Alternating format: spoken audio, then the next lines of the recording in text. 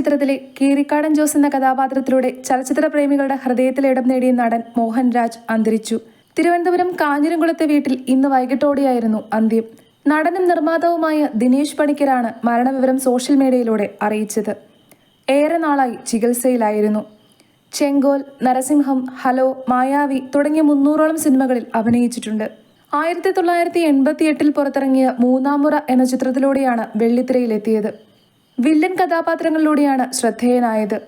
9 തമിഴ് ചിത്രങ്ങളുടെയും 31 തെലുങ്ക് ചിത്രങ്ങളുടെയും ഭാഗമായി. News desk, city voice.